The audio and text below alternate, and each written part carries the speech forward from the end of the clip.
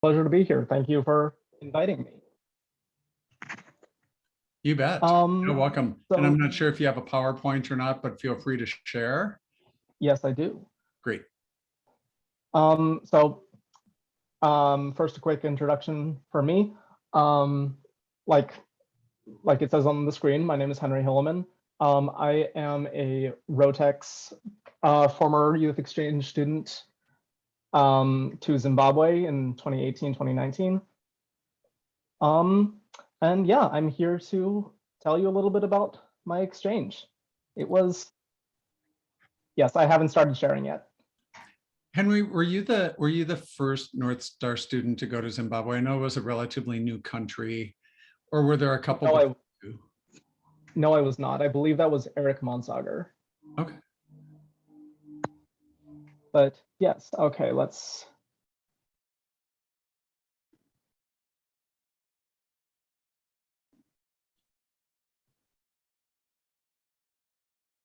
All right, can you all see my screen? Yep. Perfect. Okay, so to begin, first of all, just some general information about the country. Zimbabwe is here in Southern Africa, this red country right here. It's bordered by the countries of South Africa, Botswana, Zambia, and Mozambique. The two largest cities in the country are Harare, which is the capital city and was my host city, and Bulawayo, which is on the complete opposite end of the country. It's kind of hard to see on this map, but Harare is up here and Bulawayo is down here. The current president of Zimbabwe is Emmerson Mnangagwa. And the languages most commonly spoken in Zimbabwe are English. It was a former British colony, so the vast majority of the population speaks English fluently. It's the language used in schools, business, and government. Next is Shona, which is the most common Bantu language spoken in Zimbabwe. It is the language that my host family were native speakers of. And if you look on this map in the bottom right, if you divide the country into roughly fourths, Shona would be the most common language spoken in the northwest, northeast, and southeast. And then the third most commonly spoken language is Ndebele, which is most commonly spoken around the Bulawayo region. Interesting note about Ndebele is that it's one of those click languages that you hear about. They utilize clicks in their language. It's really cool. I'm kind of sad I didn't get to experience more of that. Oops. So some brief history about the country. This is going to be important context for some of the stuff I'm going to be talking about later. First of all, as I said, it was a former British colony back when it was known as Rhodesia. They were a British colony smoothly until 1964, which is when Zimbabweans started fighting for independence, and they officially gained independence in the year 1980, where this man, who I'm sure is a familiar name to most of you, Robert Mugabe, took power. Mugabe was, at the start of his term as president, was actually a fairly decent leader. He led the country through its most prosperous times, as known as the breadbasket, when the country was known as the breadbasket of Africa. But due to poor leadership decisions and corruption throughout him and the rest of his government, things turned south for the country very quickly. One of the most notable features is the hyperinflation that was in the country. If you look on the picture in the top right, this is a real bill that was used up until 2008, $100 trillion, which I just looked up the exchange rate yesterday. Let's see if I can find that again. Yeah. So the peak month of hyperinflation occurred in mid-November 2008 with a rate estimated at, let's see here, 79,600,000,000% per month. with the year-over-year inflation rate reaching an astounding 89.7 sextillion%. And this resulted in $1 become equivalent to roughly 2,621,984,228 Zimbabwean dollars. Wow. Yeah, so if my math is right, which is it's probably not because I'm not a math major, this $100 trillion bill would still be worth a little less than 100 US dollars. Wow. But in 2008, or after 2008, they did away with this currency entirely. Whoopsies. And moved to a multi-currency system. Basically, they were allowing use of several different currencies throughout the world, which included the US dollar, the South African rand, Indian rupee, pound sterling, euro, etc. During all this time, Robert Mugabe was still in power. He was, again, very corrupt, influencing elections. And he stayed in power up until October of 2017, when a military coup was finally staged and Robert Mugabe was forced to step down. This coup was led by the current president and Mugabe's former vice president, Emmerson Mnangagwa, this gentleman here. And this was a very, it was well-deserved. Very few people in the country still liked Mugabe at that point, at least people who were more well-informed on the situation. But it was still a very controversial event because Mnangagwa still represented the same political party as Robert Mugabe, and many people assumed it would be more of the same with him. And so he has been president since late 2017 up until now, and still is. Henry, what year was your exchange, just to put it in context of when the coup occurred? Right. I'm sure you're getting to that, but just to ask. Yep. My exchange was in 2018, 2019. So very shortly after this military coup. Thank you. So now I get to talk a little bit about my experiences finally. So the first thing I want to touch on is the school I attended. I attended St. John's College, which, despite the word college in there, it's equivalent to a high school. We wore uniforms, these lovely things. Thankfully, this is not what we had to wear every day. These were called our number ones, and we wore them every Monday. But on every other day, we simplified the uniform to just a gray short sleeve button up, the tie, gray shorts, gray socks, and dress shoes, which was much more comfortable than the full blazer.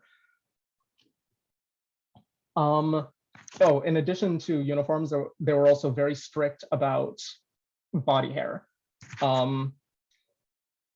Specifically, facial hair was not allowed. You had to be very clean shaven, and your hair could not be longer than a certain length. My hair right now, I would not be allowed on that campus in any way, shape, or form. So I was able to take some interesting classes while I was attending the school. I had the opportunity to take a history class, a geography class, and a math class, as well as a class on essentially current events and a class on adult preparation, essentially. These classes were challenging. They were a lot more challenging than any classes I've taken in American high school. The grading was a lot harsher, and there were just a lot more expectations. St. John's College is a very prestigious school. But yeah, my history class of those three was pretty easily my favorite. My teacher, Mrs. Mukotsanjera, was very fun. She liked to ask very invasive questions, especially to me, because I was the foreign kid. But it was all in good fun, and it was a lot of fun to be in that class. And I got to learn some interesting facts about African history, which I never got to learn any of in high school here. So that was pretty great. Sorry, Henry, I can't let you off the hook. Very invasive questions. You can't leave us just hanging there. So give us a few examples. So we talked briefly about Zulu Empire, the Shaka Zulu. We talked a lot about Abyssinia and the Italian invasion of Abyssinia and how Abyssinia resisted them. And we talked a little bit about some West African stuff. I remember Mansa Musa being touched on in the Mali Empire a little bit. And maybe a little bit of the Ghana Empire. I honestly can't remember at this point. But it was interesting to learn some interesting stuff about African history. So how would she bring you in? Like, what kind of questions would she ask you as an American?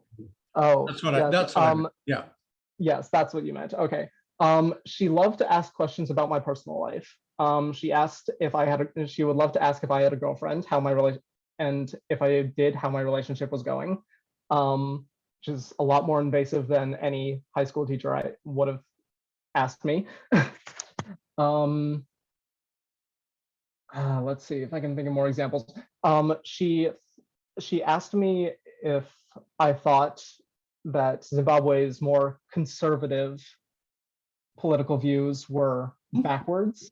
Those were her words, which was very hard to answer. I said something along the lines of, no, I don't think you're backwards. I think the world is going in this direction, and I just don't think Zimbabwe is there yet. I tried to be as diplomatic as possible. Sure, of course. Thank you. But yeah, some things of that nature. And then the last thing I need to talk about with this school, I cannot talk about St. John's without talking about the pipe band. Anyone outside of Zimbabwe who has heard of St. John's College has heard of its pipe band, because they are world champions. Back in 2018, just a few months before I arrived in the country, the pipe band, and this is like Scottish bagpipes, that kind of pipe. They went to an international competition in Scotland and they won. So yeah, they have a pretty darn good pipe band. And surprisingly, you wouldn't think this given that every movie and television show ever has depicted bagpipes as just sounding awful, but it sounds very good when put in a band, in a competent band. Okay, now I want to talk a little bit about my wonderful host family. This is a nice picture of us that I managed to find after far too long looking. I had 3 brothers, my dad and my mom. So from left to right, this young gentleman was Kundai. He was about a year or 2 younger than me. He also attended St. John's College with me, so I was able to hang around him while I was learning the ropes and how to get to classes and trying to make friends, which was very handy. He's a very conserved individual. He's not very extroverted. He's a very introverted individual. He spent a lot of time by himself when we were hanging out in the house. And now I believe he is in South Africa studying computer science, I believe, maybe. I'm gonna need to double check on that sometime. Next to him is my dad, Kwanai. He is a very wealthy man, if this background of my house is anything to go by. He owns his own computer software company called Lori, which was very cool. He was a very kind man. I did not see as much of him as I would have liked because he liked to go on business trips that would go on for days at a time. And he often didn't eat meals with us because of his work. But he was very fun to be around. He was very funny, he was very kind, and he was very interested in everything I had to say about the United States. In particular, I remember him being very fascinated when I tried to explain the Boston Tea Party to him. Next to him, my little brother, Humu. He went to St. John's Preparatory School. I believe he was 8 at the time this picture was taken. He was just the most adorable kid. He loved hanging around me and his oldest brother, who I will get to shortly. He loved hanging around with us. He loved playing video games with us. He just liked to be around us. And the most heartwarming moment was when we were having dinner and he said that he wanted to become an exchange student when he was old enough, which just touched my heart so much. Super sweet. Mm-hmm. Next up, we have my wonderful mom, Ivy. Ivy was very kind. She was one of the kindest individuals I met during my time abroad. She always went out of her way to make sure I was comfortable, to make sure I was eating enough, to make sure my bedroom was satisfactory. She made an effort to get to know me as a person. And she was just such a lovely person. And next up, we have the oldest brother in this family, Kanu. He was, I believe, a year older than I am. And he was my best friend when I was in Zimbabwe. We spent most of our time together when I was not in school, playing video games. For example, swimming. He was the one who would drive me places most often. He took a really big interest in what I was doing with Rotary. He kept asking about the other exchange students. He wanted to get to know them really well.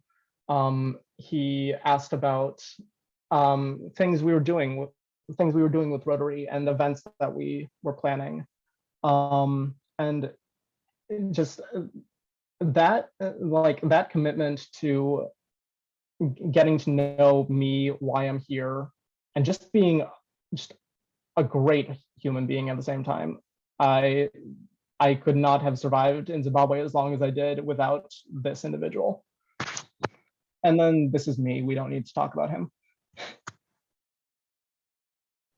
Some food that was staples of Zimbabwe. First off, we have sadza. This is a staple in many African countries, although it is often referred to as a different name. I believe in Tanzania, it's called ugali. For example, this white stuff here itself is the sadza. It is cornmeal ground into a paste. That's all it is. And what you do, you just take a small handful of it, mush it up in your fist, create a small little hole with your thumb, and then scoop in the greens and the meat as almost like a little makeshift bowl, and you would just put the whole thing in your mouth. This is the staple food of Zimbabwe. My family is a very Shona family, as I said, and I would consistently eat sadza at least 5 days a week for almost my entire time there. I got sick of it very quickly. Sadza itself is very bland, and they have some weird thing against putting salt on it, which I could not understand for the life of me. But this was the meal I had most often. Most nights we would have essentially this. Next we have mazoe, which is just a little drink. It's not a drink itself. It's syrup that you dilute in water, and it comes in all these flavors. It is one of the most popular drinks in the country, and it was very, very good. And I definitely got addicted to the stuff. Next we have nopi, which is a kind of almost porridge that you can make with different bases. I know squash and pumpkin are popular popular. This particular one is made from peanut butter or peanuts, which is what I ate most often. Yeah, it's just porridge. You just eat around it with a spoon until it's all gone. It was very good. It was very good. Now, I'm sure some of you are interested in what Rotary was like in Zimbabwe. Zimbabwe was part of District 9210. District 9210 encompasses all of Zimbabwe, Zambia, Malawi, and northern Mozambique, although Zimbabwe is the only one of those countries that was involved in the youth exchange program at all. Its president was Temba Banda. Temba was a very he was very kind. He was very jovial. But he was kind of notoriously hard to work with. He took very long periods of time to respond to our messages to him. And he was also kind of notorious for sort of brushing off some of our problems. So he was as I said, he's a very nice individual. He's very kind. But we preferred to deal more with this next guy than with him. The vice president and the youth exchange contact. You're going to have to tell me if I'm pronouncing this right, Olga, because this man is Dutch. Hoef de Jong. Is that right? Hoef, but yes, de Jong. Yep. Yep. Yep. Nah, yep. Very well. Yeah. He was a bit more on the stern side compared to Temba. He, as I said, he's a Dutchman. He moved to Zimbabwe when he was relatively young. He's a relatively older man now. But he was a much more reliable source than Temba was. And as the youth exchange contact, he was a lot more involved in youth exchange in general. So he knew more about what we were dealing with and was able to more effectively help us. And so he was of great help. And fun fact, he is the one who convinced my host family, specifically my host dad, to take me in. So very thankful for that. And then probably the most notable thing that we did with Rotary was a trip to the community of Gutu, which is in southern Zimbabwe. It's a very small community, and we went to a hospital for the community where we assembled wheelchairs. This hospital was filled with patients who, for one reason or another, could not walk. I saw many children with deformities in their legs, elderly people without legs in general, and everything in between. It was very sad to see, but I like to think that we did some good by taking the time to drive down here and assemble some wheelchairs for them. When I say some, there were enough for everyone at that hospital, just to be clear. We didn't leave anyone hanging. Henry, when you say we, who's we? I will get to that in just a second. When I say we, I mean me and the other exchange students, of course.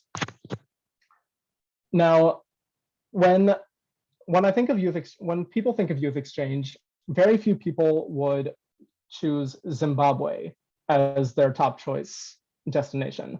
Most people in the United States want to go to Western Europe or the Nordic countries or Brazil, maybe Japan if they're feeling super adventurous.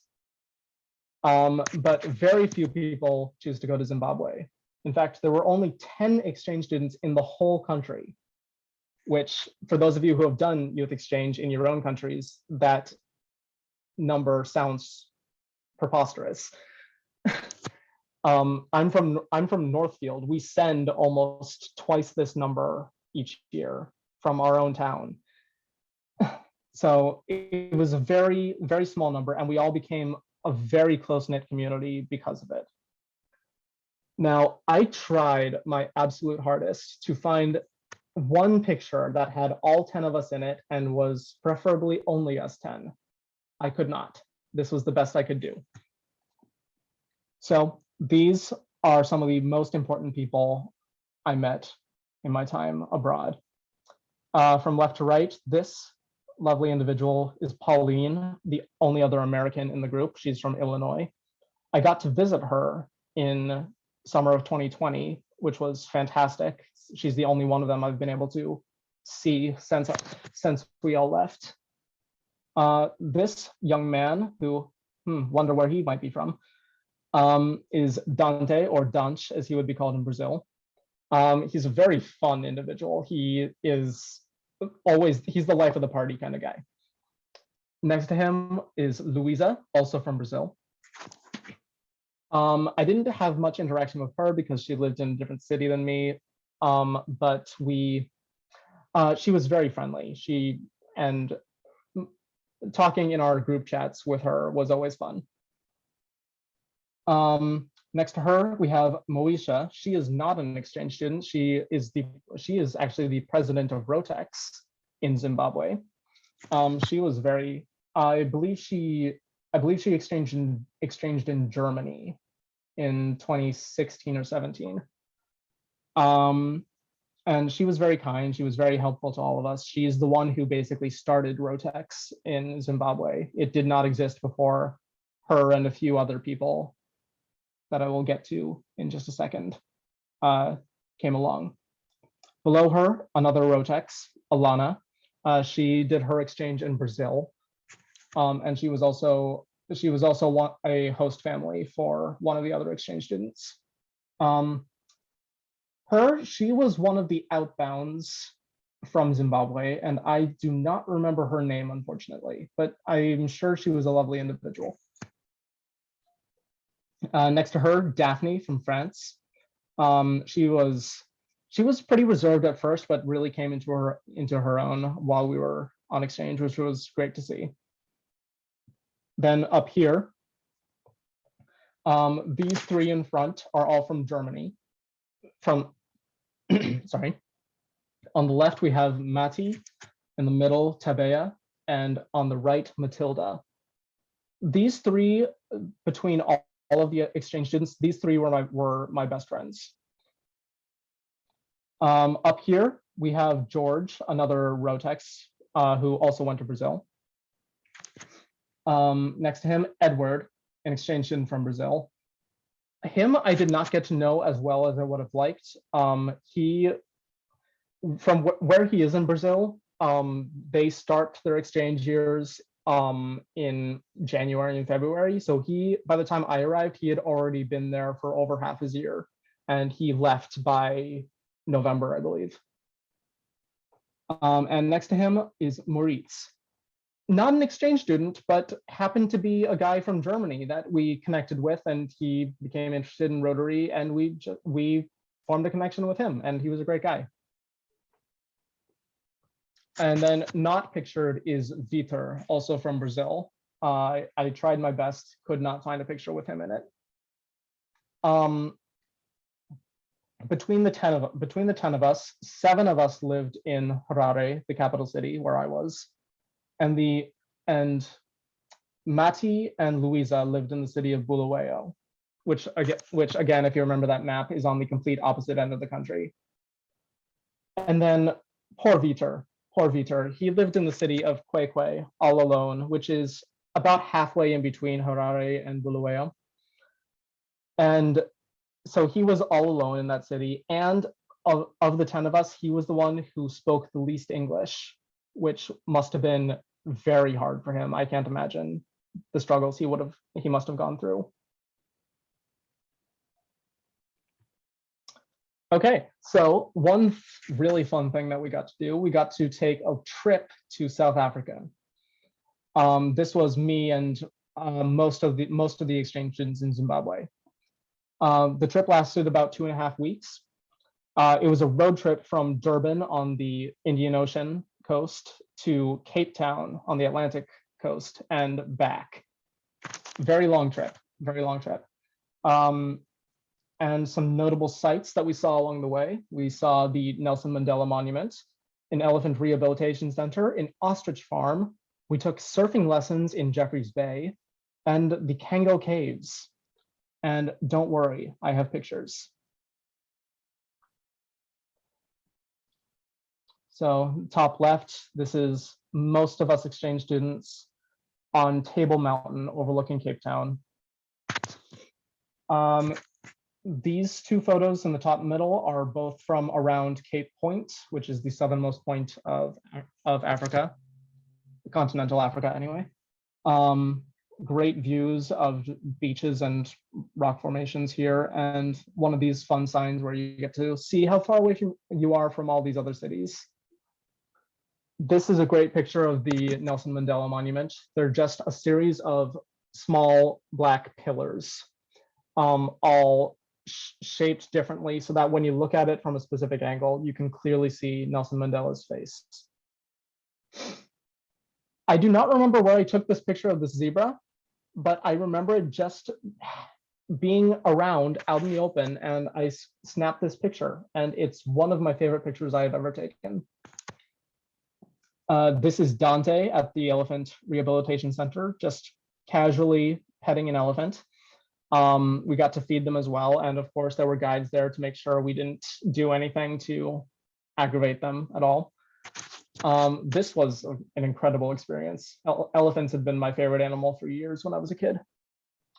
And this is just a great picture around the Jeffreys Bay area. Just this nice sandy beach, the waves, just beautiful scenery. This is the view, essentially this was the view the majority of our drive. It's a very hilly country, especially where we were. Very hilly, very mountainous.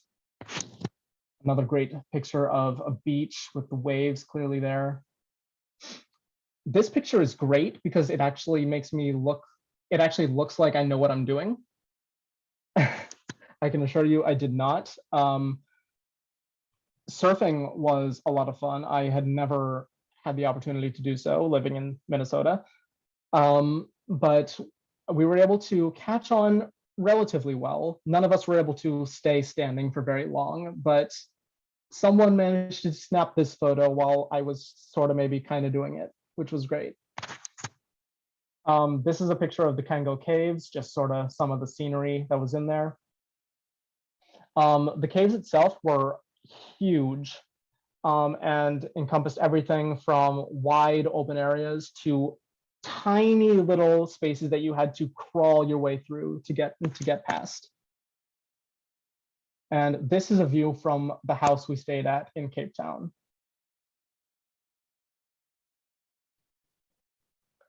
Now I have some pictures from some notable places in Zimbabwe. This picture was taken at Lake Chivero, which is very close outside of Harare. My dad, my host dad, took me to this lake on just a little fishing trip. And it is the place I saw my very first like large African fauna, which, if you couldn't tell, was the black rhinoceros, which exceedingly rare. So I'm very lucky that we managed to see some of these. These two pictures are from Domboshawa, which again is just very close outside of Harare. This place is known for its interesting rock formations, as you can see, and incredible views. This is me here, and Kumu and Kundai, and I believe Kanu is the one taking the picture.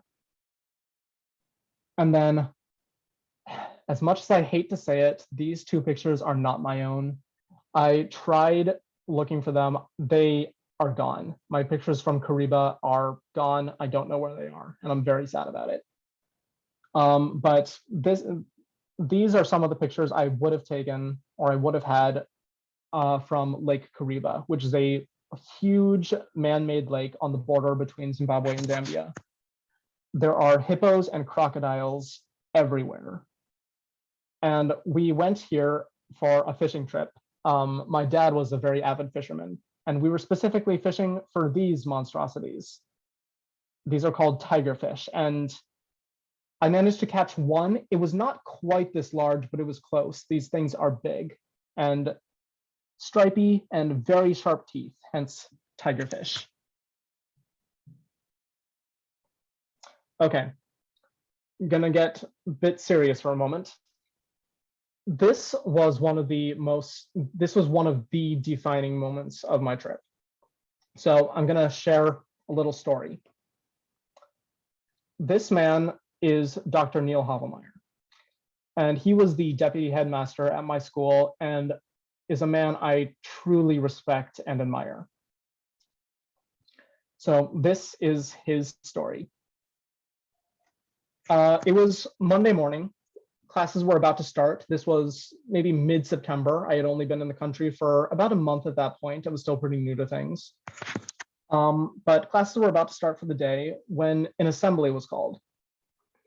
This was very odd, as assemblies usually only happened on Fridays and after classes. So this was very unusual.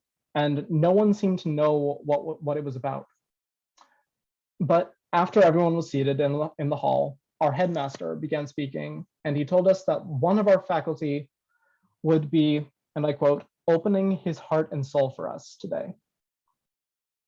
Dr. Havelmeyer then stepped up to the podium, and he began giving a speech about tolerance. While he was giving the speech, I assumed it was going to be a speech about bullying or racism in the school.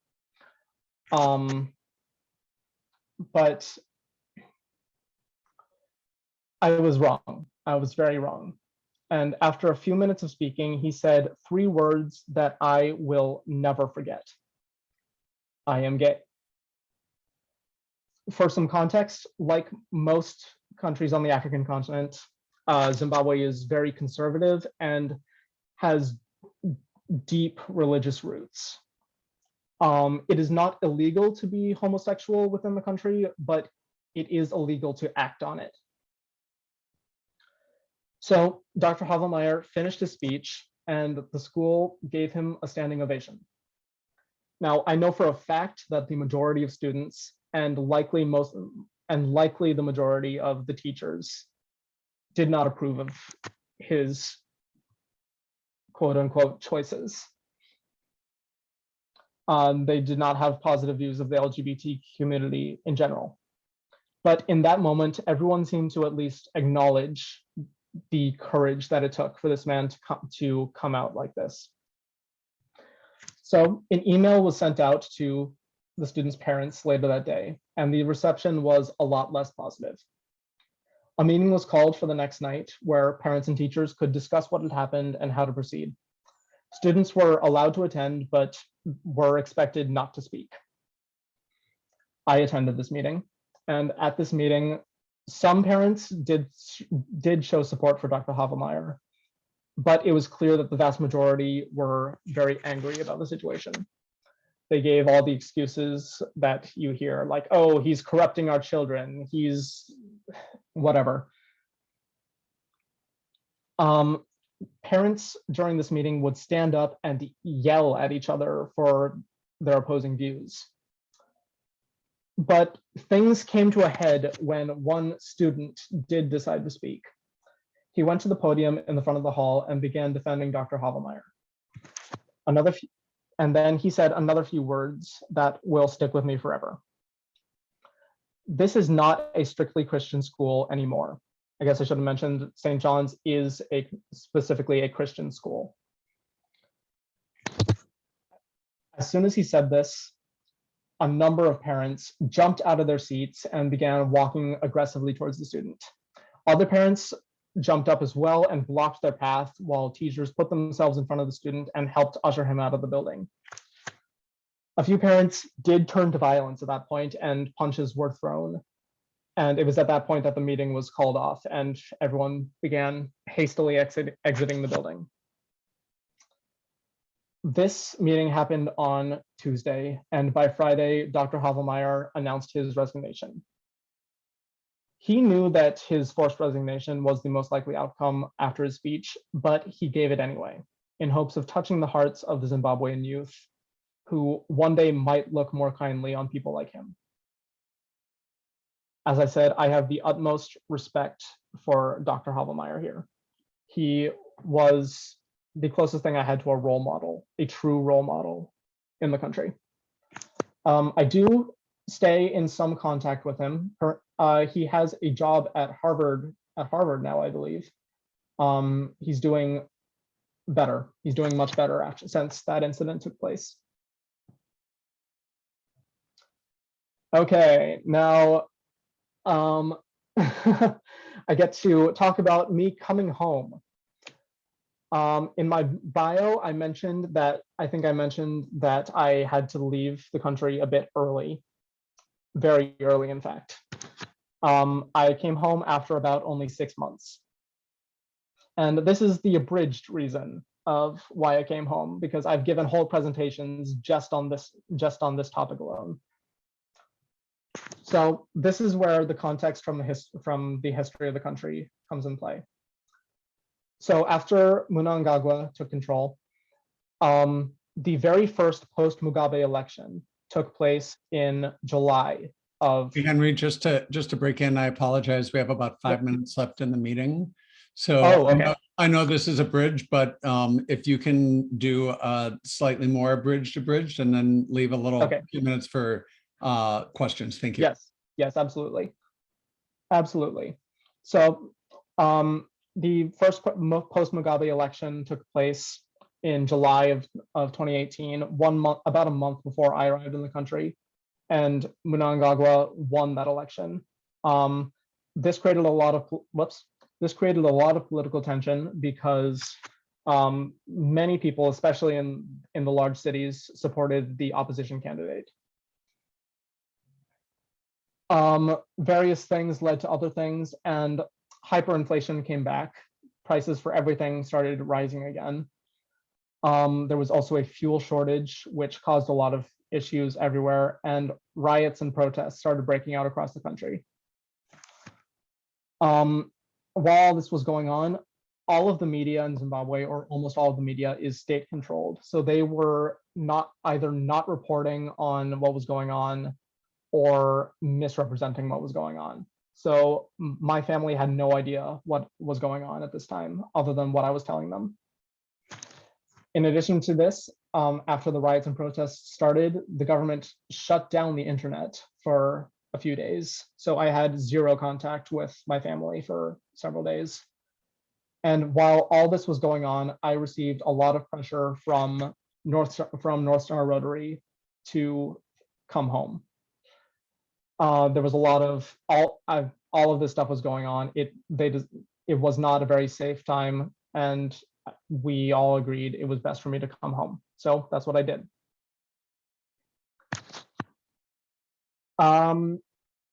I will skip this slide in the sake of time. So I want to advertise that you should go to Zimbabwe, maybe, because tourism is a very large section of their economy. And because of COVID, they haven't really been able to capitalize off that. So they have amazing views like Victoria Falls, Kariba national parks. They have the village in Harare, which is just a small little shopping district that feels like it could be in the United States or Europe. Great Zimbabwe is an actual castle in Zimbabwe, medieval style castle, amazing. And you can walk with lions in Antelope Park. So yeah, there's a lot of fun stuff to do in Zimbabwe if you want to maybe think about taking a vacation there someday. Okay, how am I on time? You're just perfect. Thank you so much, and sorry for hastening you along. So I'm just personally curious after kind of what happened with your headmaster and being sent home early. You still sound very positive about the country, would recommend it to other people. How do you reconcile that for yourself? Yeah, so that's the slide that I skipped. Mm-hmm.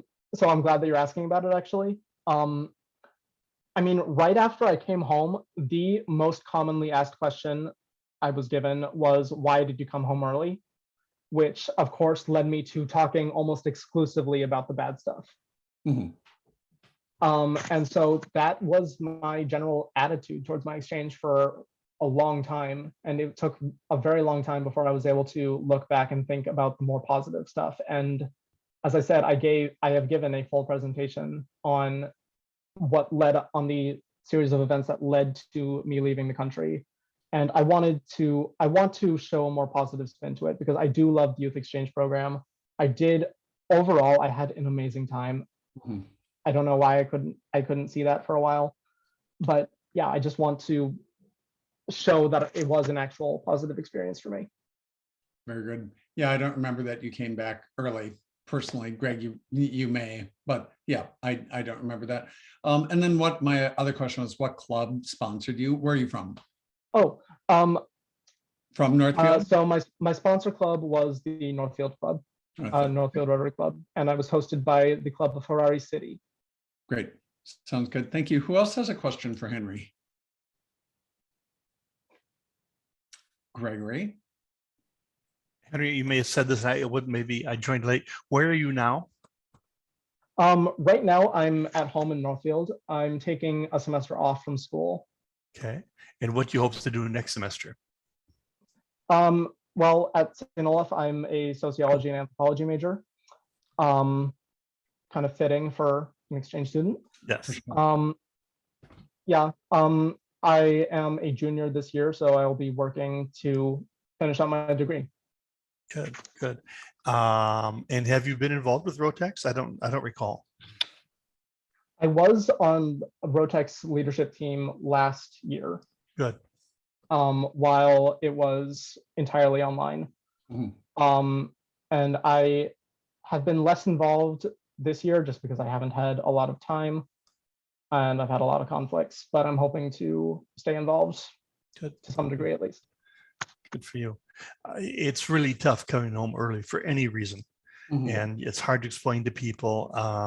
I hope you got lots of love and support when you came back and people just took you for your word and gave you big hugs and said, welcome home. You went to a really hard place to be an exchange student. And, yes, you don't have the language barrier there per se. St. John's taught in English or teaches in English, but still you really took the bull by the horns. Good for you. I want to give you lots of laud and applause. Thank you. I appreciate that. Henry, oh, go ahead, Olga. Oh, you can go first, Stephanie.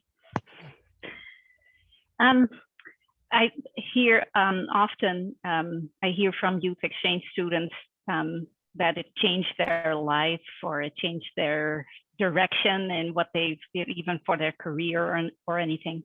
So I'm curious, did this experience change anything for you? And if so, what do you think that would be?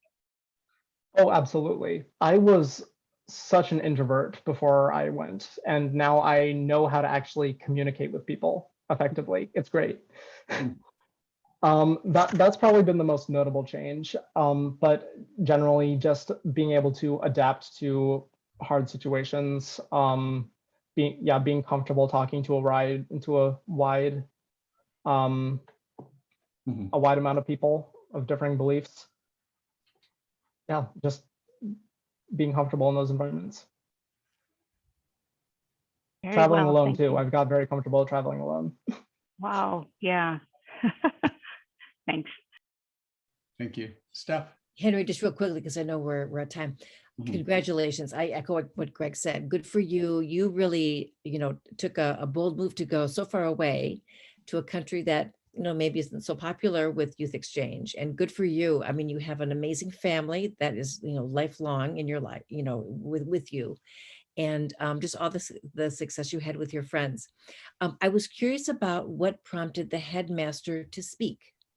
Did something happen in the country or at school that he had an assembly to do that? Honestly, I am not sure. I think he had been, because my host family were actually fairly good friends with him. So I remember we had him over for dinner one day. I don't remember for sure. I think he had been contemplating it for a long time.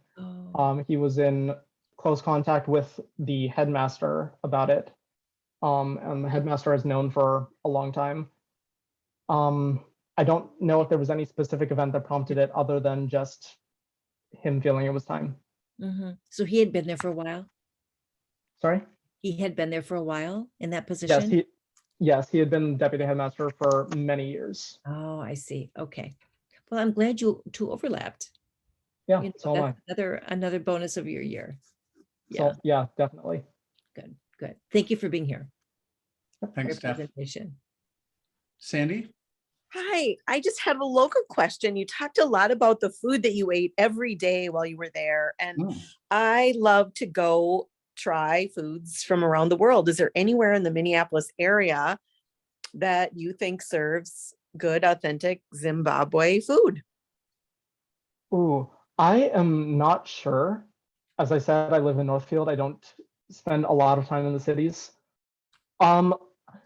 But again, like I said, that sadza is a staple in a lot of Africa. So it might be by a different name, but I'm sure you can find that somewhere. Mm. Would you just spell it in our chat box so I can Yes. search it? And then also that porridge stuff that you said you actually enjoy. Whoops, that's just a. There we go. Sorry, what was that? You mentioned the porridge stuff too. What's that? What was that called? Can you put that in the chat too for us, please? Yes. I like the corn, but the sasta, you know, making the balls, putting the hole in, and then like putting the food in. That's really cool. Mhm. Well, very good. Any other questions? Otherwise, we'll go to the Henry Reander meetings with the Rotary four-way test. You may have seen this before at a Rotary meeting. So Mhm. we just take ourselves, if everyone can take themselves off of mute, we'll say it together and then be on with our evenings. So the Rotary four-way test of the things that we think, say, and do. Is it the truth? Is it the truth? Truth.